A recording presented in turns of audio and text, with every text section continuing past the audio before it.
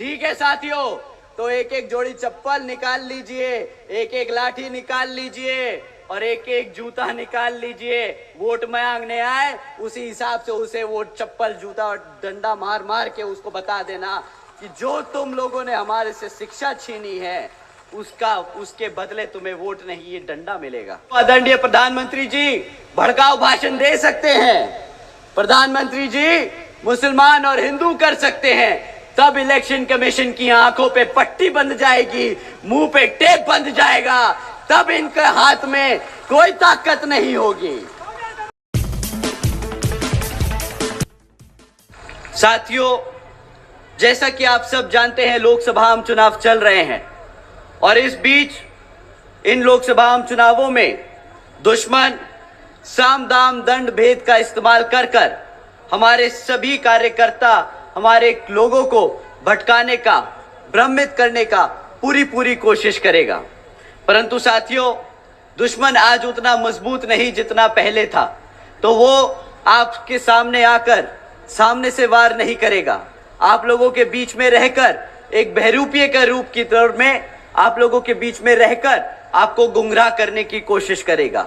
परंतु साथियों, अब समय आ गया है कि ऐसे बहरूपिये जो बहुजन समाज पार्टी के नाम पर नीला पटका पहनकर, जय भीम के नारे लगाकर, मान्यवर साहब को, बाबा साहब को अपना महान नेता मानकर, जय भीम के नारे लगाकर आप लोगों को कहते हैं कि भाई बहुजन समाज पार्टी अब पुराने जमाने की पार्टी है, तो ऐसे लोगों को अब मुंह तोड़ जवाब देने का समय आ गया है।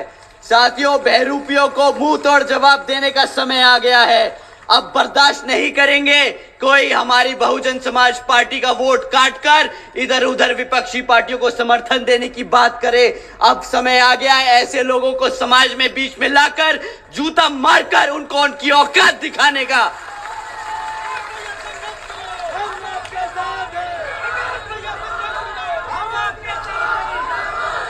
साथियों, जो भी आपको बहुजन समाज पार्टी से भटकाने की कोशिश करे, बाबा साहब के नाम पर, मान्यवर साहब के नाम पर, बहन जी के नाम पर अगर बोले कि नहीं बहुजन समाज पार्टी अब हमारी पार्टी नहीं, हमें विपक्षी पार्टियों को वोट देना होगा, तो साथियों ऐसे लोगों को अब बख्शना नहीं। बहुत लंबे समय तक इन चमचों को हमने बर्दाश्त किया है, बहुत लंबे समय तक इन चमचों को हमने अपने बीच में रहने दिया है, पर अब बहुजन समाज एकजुट होकर इनको समाज से खदेड़ने का काम करेगा। आप लोग इनको खदेड़ कर खत्म करने का काम करेंगे। साथियों, पिछले कुछ समय से विपक्षी पार्टियां खूब पैसा बहा रही है, ऐसे चमचों को फंड करती है, ऐसे छुटपुट लोगों को पैसा देकर आप लोगों के बीच में भेजकर इनको आपको गुमराह करने की कोशिश कराती है। आप जानते हैं इन मोटी मोटी बड़ी बड़ी पार्टियों को पैसा कहां से मिलता है? आप जानते हैं ये भाजपा, कांग्रेस, समाजवादी पार्टी कहां से पैसा उठाती है? ये धरना सेठों से पैसा उठाती है। साथियों, ये वो पार्टियां हैं जो पिछले सिर्फ 6 सालों में इलेक्ट्रल बॉन्ड्स के द्वारा 16,500 करोड़ रुपए ये धरना सेठों से चंदे के रूप में ले चुके हैं। साथियों, अब ये कहते तो है चंदा है, बट सुप्रीम कोर्ट जल्द ही आप लोगों के सामने वो तत्व रखेगा, आप लोग समझ जाएंगे ये धरना सेठों से फिरौती ली है इन लोगों ने और हमारे समाज का इस्तेमाल किया है। परंतु साथियों, इस इलेक्ट्रल बॉन्ड के स्कैम के बाद एक पार्टी थी, पूरे देश में सिर्फ एक राष्ट्रीय पार्टी है जिसने किसी भी धरना सेठ से पैसा नहीं लिया, जो अपने कार्यकर्ता के तन, मन और धन की मेहनत से यहां पे मूवमेंट चला रही है। आप जानते हैं वो कौन सी पार्टी है? हमारी माएं बैठी हैं, मां सुन लो, तुम्हारी बहुजन समाज पार्टी, तुम्हारी बहन जी तुम्हारे पैसों से ये मूवमेंट चला रही है, तुम्हारे पैसों से ये मूवमेंट चला रही है। कोई धरना सेठ की औकात नहीं कि इस पार्टी की तरफ उंगली उठाकर भी देखे, हमारे समाज की तरफ उंगली उठा के भी देखे, क्योंकि वो जानता है कि ये इस समाज की पार्टी है। साथियों, बीएसपी केवल यहां ही नहीं, उत्तर प्रदेश में ही नहीं बल्कि पूरे देश में अपने बड़े बड़े धरना सेठों और पंजीपूतियों से, बड़ी बड़ी पूंजीपतियों से और धरना सेठों से पैसा नहीं लेती। बहुजन समाज पार्टी यहां अपने कार्यकर्ता, अपने समर्थकों के तन मन और धन से यहाँ पर उनके बलबूते पे ये मूवमेंट चलाती है। और पिछले कई सालों से, जब से बहुजन समाज पार्टी अस्तित्व में आई है, जब से स्थापित हुई है, तब से वो आपके तन मन और धन की ओर पे, धन की वजह से यहाँ पे इलेक्शन लड़ती आई है। और आने वाले भविष्य में भी आप ही की मेहनत से, आप ही के पैसे से पूरे देश भर में बहुजन समाज पार्टी इलेक्शन लड़ती जाएगी। तो साथियों, मैं ये मौका लेता हूं आप लोगों का एक बार दिल से धन्यवाद करने के लिए कि आप लोग अपने दिन की दहाड़ी से निकालकर, आपके दिन की कमाई से निकालकर 10-10, 100-100 रुपया जो आप इकट्ठा करके पार्टी फंड में जमा करते हैं, उसकी बदौलत हम ये मूवमेंट चला पा रहे हैं। तो आप सभी को मैं तहे दिल से धन्यवाद करता हूं। आप लोगों की मेहनत को हम जाया नहीं जाने देंगे। आप लोगों की हकों की आवाज हम पार्लियामेंट तक पहुंचा कर रहेंगे और आपके लिए काम करते रहेंगे। साथियों, जैसा कि आप जानते हैं कि बहन जी ने कभी भी, बहुजन समाज पार्टी ने कभी भी कोई मैनिफेस्टो जारी नहीं किया, क्योंकि बहन जी मानती हैं कि जब जब यहां के लोगों ने,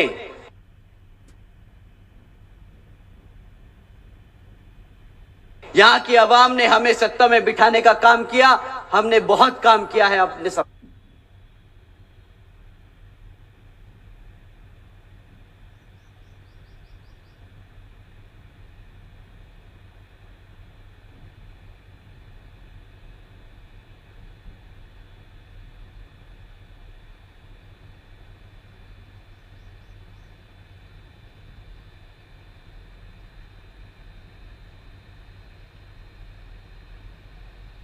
समाज के लिए। तो जब भी हम वोट मांगने जाएं, हम अपने कामों के साथ वोट मांगने जाएं। हम आने वाले 5 साल 10 साल के वादों के साथ नहीं जाएंगे। हमने जो पिछले 10-15 सालों में काम किया, हम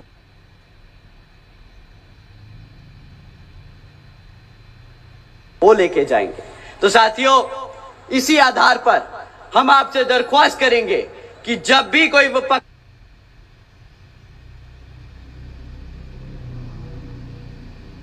पार्टी आप लोगों के बीच में आए वोट मांगने, तो आप उनसे उनके पिछले 10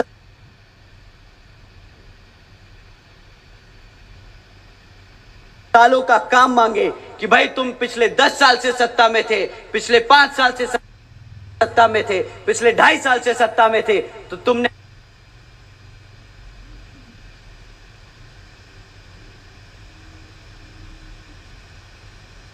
हमारे समाज के लिए क्या काम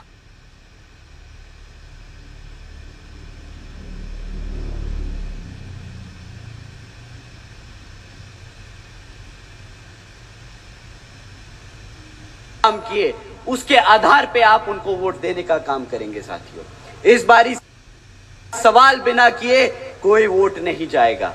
हमारी माँ यहां बैठी हैं, आप अपने बच्चों को समझा दीजिएगा कि बेटा इस बारी बिना सवाल किए, बिना जवाब मांगे कोई वोट नहीं देगा। साथियों, इसी क्रम में मैं आप लोगों के बीच में कुछ मुद्दे छोड़ के जाऊंगा, कुछ सवाल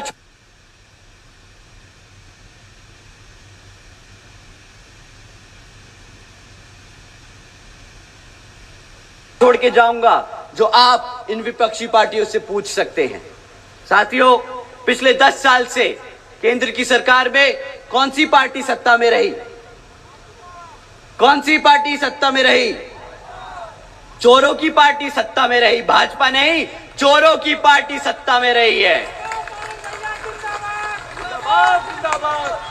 तो साथियों, इन चोरों से पूछना पिछले 10 साल में तुमने हमारे समाज के लिए क्या किया। साथियों, पूछना, आप इनसे जाति और धर्म के आधार पे सवाल नहीं करना। अगर हम जाति और धर्म के आधार पे कुछ सवाल कर दिए तो इलेक्शन कमीशन कल हमें बंद कर देगा, कहेगा तुम जाति और आधार के नाम पर वोट मांगने का काम कर रहे हो। परंतु आदरणीय प्रधानमंत्री जी भड़काऊ भाषण दे सकते हैं, प्रधानमंत्री जी मुसलमान और हिंदू कर सकते हैं, तब इलेक्शन कमीशन की आंखों पे पट्टी बंध जाएगी, मुंह पे टेप बंध जाएगा, तब इनके हाथ में कोई ताकत नहीं होगी। पर जब आपका बहुजन समाज सवाल उठाता है तब इनको सारे कानून याद आ जाते हैं। कोई बात नहीं, एक समय आएगा जब गद्दी पर बहुजन समाज पार्टी की राष्ट्रीय अध्यक्ष बहन कुमारी मायावती जी प्रधानमंत्री होंगी और फिर वो कानून के आधार पर यहां पर काम करने का पूरी कोशिश करेंगी। साथियों, सो इन चोरों से पिछले 10 साल में रिकॉर्ड मांगिएगा, जाति और धन के आधार पर नहीं, पर शिक्षा, सुरक्षा और रोजगार के आधार पर, कि इन क्षेत्रों में, इन 3 क्षेत्रों में इनकी सत्ता में रहने के बाद क्या काम हुए आपके समाज के लिए। साथियों, शिक्षा से शुरू करते, सबसे महत्वपूर्ण होती है हमारे बच्चों की शिक्षा। वो कहते हैं ना, बाबा साहब कहते थे कि शिक्षा वो शेरनी का दूध है, जो पिएगा वो, अरे दहाड़ो तो मेरे भाई, शेरनी। साथियों, बाबा साहब क्या कहते थे? शिक्षा वो शेरनी का दूध है, जो पिएगा वो। साथियों, ये लोग वो हैं जो हमारे बच्चों को, हमारे बच्चों की शिक्षा छीनने का काम कर रहे हैं। पिछले 10 सालों में इन्होंने सरकारी स्कूलों की इतनी हालत खराब कर दी है, बदतर कर दी है, कि आज अगर सरकारी स्कूल के बच्चे को आप गुणा भाग करने को कहो तो 8वीं कक्षा के बच्चे गुणा भाग नहीं कर पाते। और ये मैं नहीं कह रहा, ये इनकी सरकारी सर्वे बोल रहे हैं। अगर आप उनसे पूछो अंग्रेजी में 4 सेंटेंस बोल दो बच्चे, तो वो सेंटेंस अंग्रेजी में सवाल जवाब नहीं कर सकते, वो समझ नहीं पाते कि सामने वाला अंग्रेजी में बोल क्या रहा है। साथियों, अगर शिक्षा के और नाम पर आपने ये खिलवाड़ किया है तो आप बताइए, क्या इन लोगों को वोट बनता है कि नहीं? वोट नहीं बनता तो क्या बनता है? जूता, चप्पल या लाठी? क्या तीनों मारोगे? तीनों मारोगे? ठीक है साथियों, तो एक एक जोड़ी चप्पल निकाल लीजिए, एक एक लाठी निकाल लीजिए और एक एक जूता निकाल लीजिए। वोट मांगने आए, उसी हिसाब से उसे वो चप्पल, जूता और डंडा मार मार के उसको बता देना कि जो तुम लोगों ने हमारे से शिक्षा छीनी है, उसके बदले तुम्हें वोट नहीं, ये डंडा मिलेगा। साथियों, शिक्षा के नाम पर इनसे जब सवाल करोगे तो ये आपको डिजिटल इंडिया की बात बताएंगे कि हमने डिजिटल इंडिया बनाया है। इंडिया में हर एक बच्चा आज कंप्यूटर पे है, वो टेक्नोलॉजी के बारे में सीख रहा है।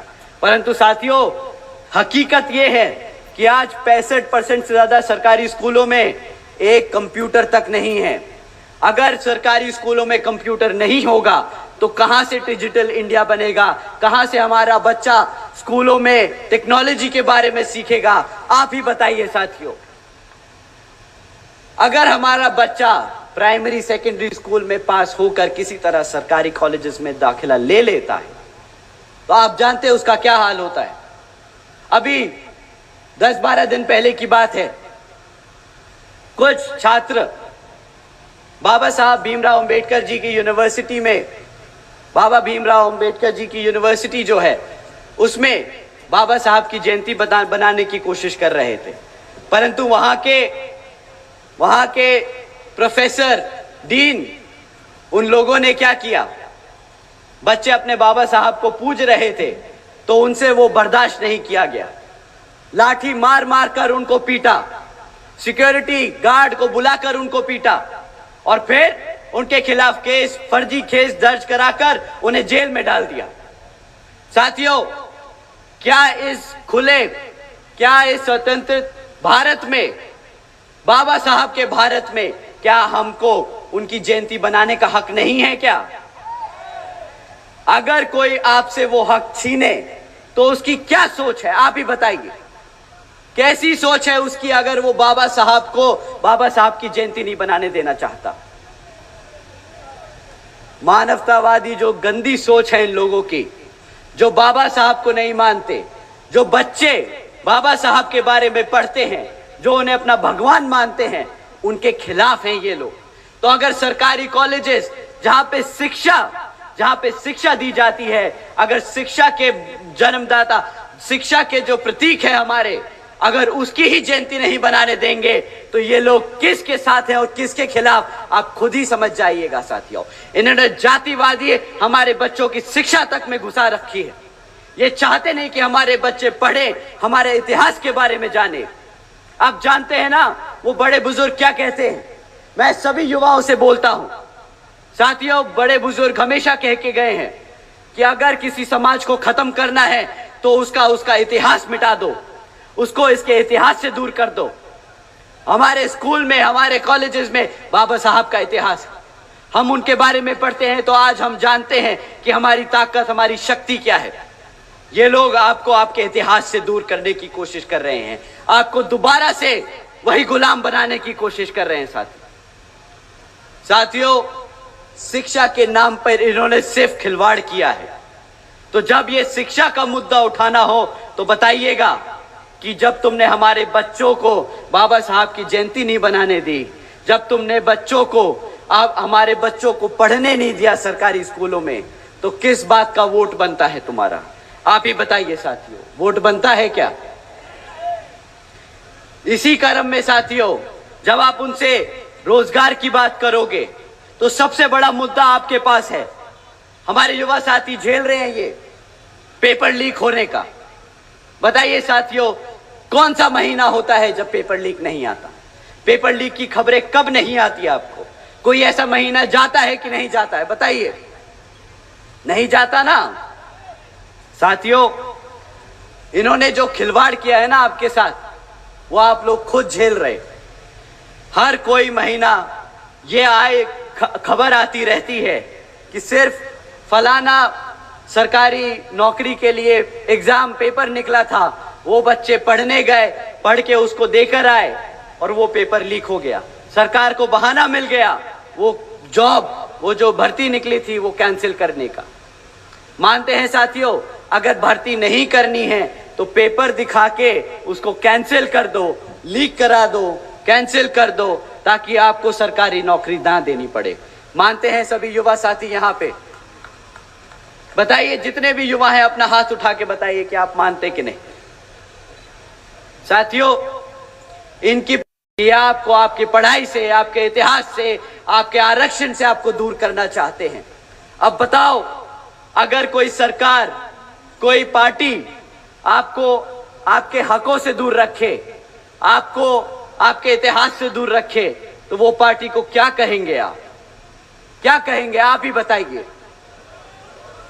चोर कहेंगे आप ऐसी पार्टी को। साथियों,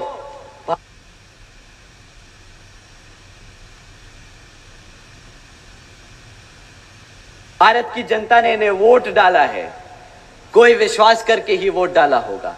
तो जो विश्वासघात करे उसे क्या कहते हैं? गद्दार कहते हैं, गद्दार। ये पार्टी गद्दार है, ये आप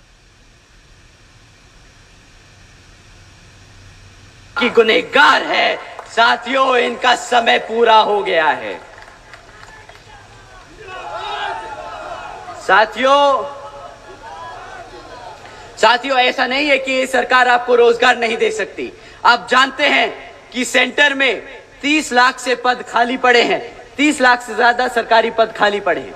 चाहे तो ये कल आपको रोजगार दे चाहे तो आपको कल रोजगार दे, परंतु इनकी नीयत नहीं है, इनकी इच्छा नहीं है कि आप कभी रोजगार में आ जाओ। तो साथियों, ऐसी सरकार जो रोजगार नहीं देती, जो पढ़ने नहीं देती, ऐसी सरकार को कोई हक नहीं सत्ता में आने का। ऐसी सरकार को कोई हक नहीं आपके बीच में आने का। ऐसे लोग अगर आपके बीच में आए तो जूता निकाल के रेडी कर लीजिएगा कि वोट की जगह जूता मारने का समय आ गया है इनको। साथियों, बाबा साहब क्या कहते थे? शिक्षा वो शेरनी का दूध है, जो पिएगा वो। साथियों, ये लोग वो हैं जो हमारे बच्चों को हमारे बच्चों की शिक्षा छीनने का काम कर रहे हैं। पिछले 10 सालों में इन्होंने सरकारी स्कूलों की इतनी हालत खराब कर दी है, बदतर कर दी है कि आज अगर सरकारी स्कूल के बच्चे को आप गुणा भाग करने को कहो तो 8वीं कक्षा के बच्चे गुणा भाग नहीं कर पाते। और ये मैं नहीं कह रहा, ये इनकी सरकारी सर्वे बोल रहे हैं। अगर आप उनसे पूछो अंग्रेजी में 4 सेंटेंस बोल दो बच्चे, तो वो सेंटेंस अंग्रेजी में सवाल जवाब नहीं कर सकते। वो समझ नहीं पाते कि सामने वाला अंग्रेजी में बोल क्या रहा। साथियों, अगर शिक्षा के और नाम पर आपने ये खिलवाड़ किया है तो आप बताइए, क्या इन लोगों को वोट बनता है कि नहीं? वोट नहीं बनता तो क्या बनता है? जूता, चप्पल या लाठी? क्या तीनों मारोगे? तीनों मारोगे? ठीक है साथियों, तो एक एक जोड़ी चप्पल निकाल लीजिए, एक एक लाठी निकाल लीजिए और एक एक जूता निकाल लीजिए। वोट मांगने आए उसी हिसाब से उसे वोट, चप्पल, जूता और डंडा मार मार के उसको बता देना कि जो तुम लोगों ने हमारे से शिक्षा छीनी है उसके बदले तुम्हें वोट नहीं, ये डंडा मिलेगा।